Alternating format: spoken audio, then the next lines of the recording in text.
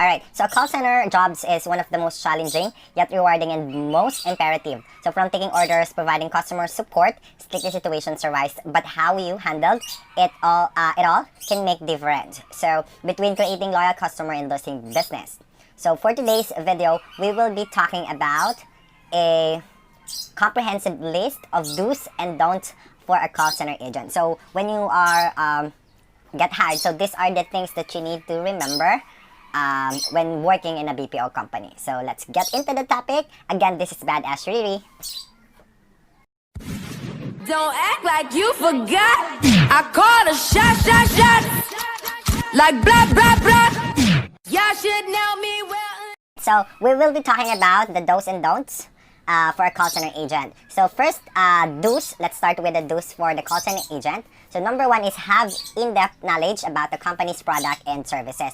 So when agents are thorough with the features and specifications of the product, they have to make least effort to solve the queries or sell the product. So the result in establishing credibility, trust, and leaves an impression on a prospect mind. Moreover, it boosts the confidence of the agent and help them to cross their line of ability to sell more. So meaning to say, you have to make sure that, because when you started working in a BPO company, there will be a product specific training that you need to undergo. Normally, it takes one week to 1 to 2, 3 months, something like that. So make sure that you explore, do self-learning, read, navigate your tools, because we normally use a knowledge-based tool where all the information, product-specific, policies and procedures, help tools that you can use to assist the customer. So make sure that you explore, check on them. So whenever you receive a call, you already have the idea where to look or how to answer their inquiries. Number 2 is give importance to the customer's identity. Asking details during every call bugs them. So to avoid them, train the reps to use a customer service software. So these tools providing companies customer service practices by helping employee respond to client queries quickly and effectively. This saves the customer time and improves agent productivity and efficiency. It even works in providing speed, bookkeeping, and accurate financial reporting of the clients. So basically, in the United States, when the customer called in, so it will go through the automated system, and then they will be asked for their mobile number. It depends on the account or companies, but most of the time, or for those accounts that I handled, we only use their mobile number, and we can pull up the account, because in the United States they only have one account or one number. So this is different from what we have here in the Philippines, that we can have many numbers as we can. But in the United States, one number, it's already associated to all of their information. So that's very important. So when they put in the number, it's automatically populating, or their account information will automatically populate into the system. All you have to do is just verify their password, just to make sure that you're talking to the right owner of the account. So make sure that you actively listen, or if the account does not populate, actively listen to the mobile number, because it will help them, or help you to pull up the account. Because if you keep on asking their information, especially we have our own accent, so they might hear that they're not talking to someone in the United States. So make sure that you give importance with their information that's confidential. Number 3, follow a two-way communication process. So the agent main job is to communicate. First of all, should allow the customer to speak without any interruption. So the agent should effectively listen and speak only after they finish. Secondly, they must possess the quality of the excellent communication skills. So make sure that you listen and, of course, communicate with the customer. So if the customer asks you a question, make sure that you answered it correctly. So it helps you as a representative to gain trust to your customer, because it will sound like you are knowledgeable to the account or to the product, even if you're just new to the business. And make sure that when you're talking to a customer, you are confident enough to answer those questions. So next is focus on a customer rather than selling. So an agent's entire attention should be on customers' interest, and that's what they require. Rather than pushing them to buy the company's product, they should focus more to understanding the requirements of prospect and empathize their situation. So this develops customers' faith in they trying to build a relationship.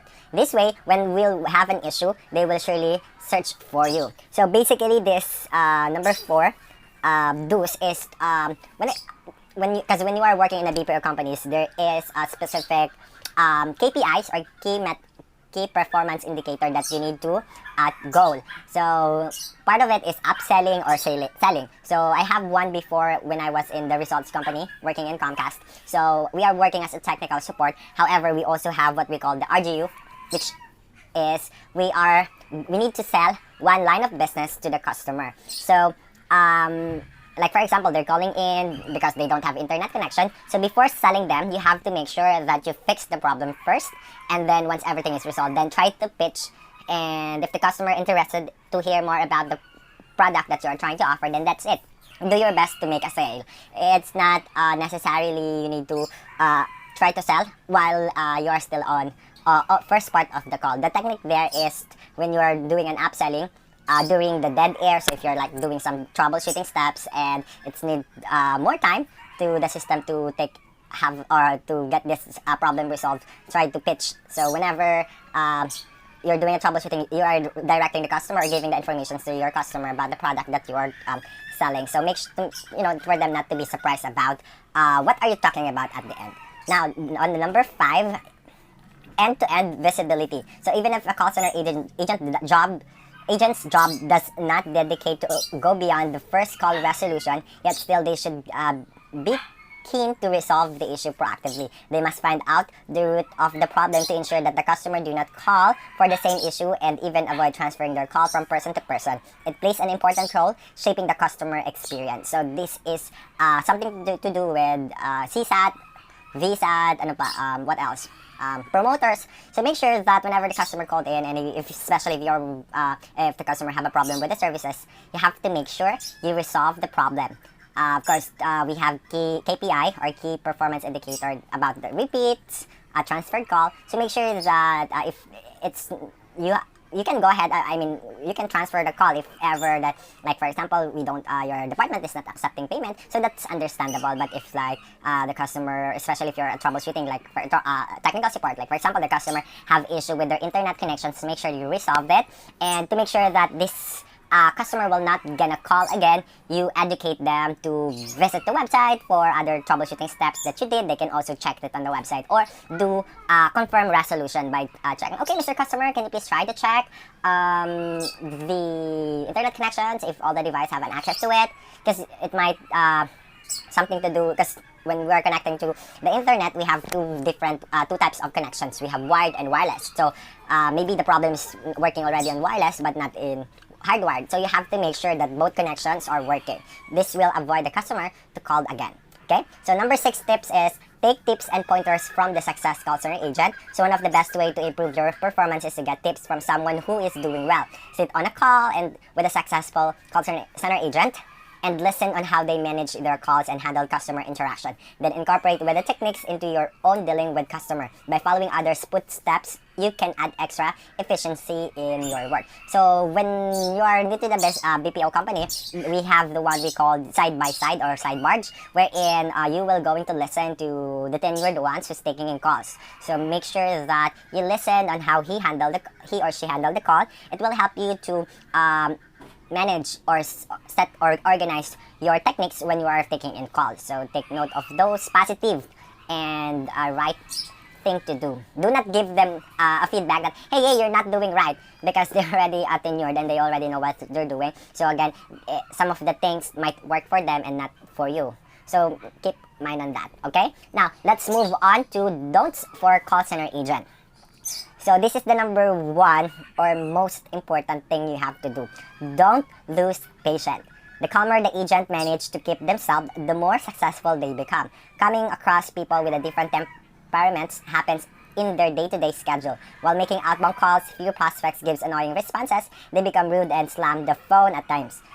Even during inbound calls, customers take out their frustration because of the complaints. This demoralizes the rep's spirit because they cannot respond in the same manner. But in the client abuses, then the caller has a duty to report to the seniors. So this one, you have to make sure that you have a lot of patience, because on a daily basis, you may encounter different types of customers. So like for example, your first call, you have a customer that is very happy. Second call, they are very sad. Or the last one is very aggravated. So they keep on yelling over the phone. So you have to make sure that your voice is calm and ensure them assure them that you are there to help them out to resolve the problem. And of course, turn the table around to make sure that before ending the call, if they're happy, make that the customer happier. If they're sad, make the customer happy. And if they are aggravated, make sure that the customer is at peace. Not to make happy because you are not a comedian. Char. So make sure that they are at peace, because the reason why they are aggravated, because there's something to do with the services, and you are there to help them and have their peace of mind that the problem is already taken care of. Okay? Now, number 2, don't rely on the script. So a script is must for every call center agent.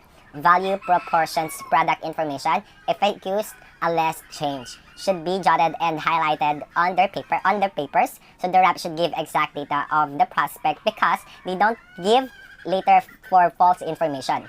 But at the same time, avoid narrating every bit for the script. It sounds robotic on the agent's end. And keeping the sheets for reference and advisable. So, like for example, there's a product specific or product or plans. So we, in a BPO company, on a knowledge base, there's a suggestive script. So that's just suggestive. So basically, you can just read them, reorganize it. So when you are delivering the information, it's correct, and at the same time, you're not giving false information to the customer, and you will not be sound too robotic. Because sometimes, especially if you're new to the industry, when you will be reading the script, it sounds like you are a grade, or you are on an elementary grade, that reading those words one by one. Like a script must for every call center agent. Value proportion. So sometimes you have to make sure that there's a tone.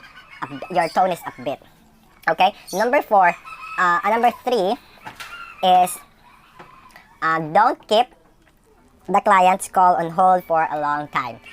Keeping customer on hold irritates them. They do not like hearing the background recording which says your call is on hold, please wait for assistance. Rather, it's suggested to keep talking to the customer while searching for the information. The priority of the agent is to get favorable feedback or survey from the attendee or the customer, and it can be only pitch by giving them utmost attention. So like for example, you're doing troubleshooting steps, and you need to work on your tools. Instead of putting them on hold, you can educate your customer, like self-serve options, like what I've mentioned. If you are required to do upselling, so try to educate the customer other the benefits of the product you will be offering them at the end of the call. What else? Try to build rapport to your customer, because they're already placed on hold, especially if the account is queuing. So most of the time, the wait time is 10 to 15 minutes. And if you will going to place them on hold again, that's, irritate them. And especially if your resolution may take 24 to 48 hours, so that will give you a bad impact to the customer. While if you talk to them while you are doing your troubleshooting steps, it will help them to, it will give them an impression that you are there helping them to resolve their problem. Okay, so number 4, don't keep running to your supervisor. Sometimes it's inevitable for agents to ask the customers to take the supervisor's assistance. So it's tempting to save everyone's time and offer to pass them straight up the chain of command. But it shouldn't happen for 3 reasons. Number 1 is supervisor lose faith and they miss a chance to move up the ladder. Number 2, customers should think agents are unaware and uninformed of giving invalid reasons that they don't call again. They will never gain confidence to give final answer. So if the client requests for managers, help them. Of course, you should entertain, but in a well-run call center, you answer and your supervisor answer should be exactly the same. So normally, if the customer is asking for a supervisor, you will have to acknowledge them that, Mr. Customer, I can hand you over to my supervisor, but can you tell me what's the problem? Maybe I can help you.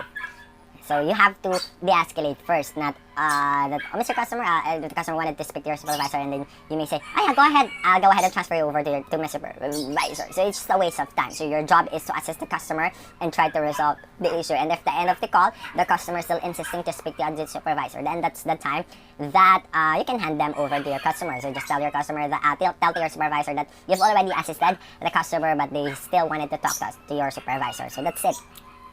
Number 5, or the last one, is never say I have no idea, sir or ma'am or whatnot. This is another statement which can completely kill a customer confidence in you. No one expects you to know all the answer, but you should at least be confident and positive about finding the one you don't know. Otherwise, the call experience of the client become unpleasant. So make sure, again, when you are working in a BPO company, it's not requiring you to know everything, especially if you are new to the business, not unless you are already tenured one. So all the inquiries will help. You know, you can answer it easily. But saying I have no idea is something different than, oh, this is the first time I heard this situation. But you don't need to worry, Mr. Customer. I am here to help you out exploring or resolving this issue. Let's work hand in hand to get this taken care of. Something like that. So, you know, making sure that you are positive in a way wherein you can help the customer, you know, give you a confidence and a positive promoter, maybe a promoter when they have surveys or whatnot. So yeah, I hope that these tips help you to work on a BPO company. And again, if you have any questions or suggestions, don't forget to comment it down below. And if you're new to my channel, don't forget to click the subscribe button. So once again, this is Badass Riri, and thank you for watching. Bye!